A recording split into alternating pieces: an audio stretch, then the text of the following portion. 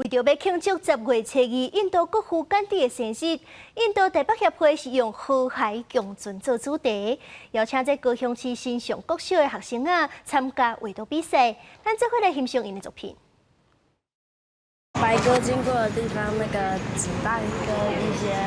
炮弹都会变成好的。新上国小6年的刘山克用画笔画出双手捧和平混照的意象，这是伊期待世界和平的境地。对草图到完成作品用1个月的时间，这是印度台北协会以河海共存做主题，邀请新上国小的学生囡仔参加甘地儿童画图比赛，900件作品上尾有13件得奖。是我的画作，就是分别为一边是和平，一边是战争，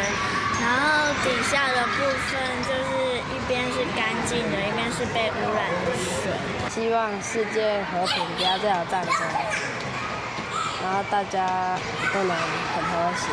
学生的作品内底，有的人为人类甲动物做伙算，嘛有用战争无情的画面强调和平的重要。得奖作品的展区，印度台北协会马上学生甘地绘本，绘本是用印度风格的图，甲简单的文字，甲学生分享甘地的故事。囡仔有足侪的想法所以我会当非常的惊吓吼，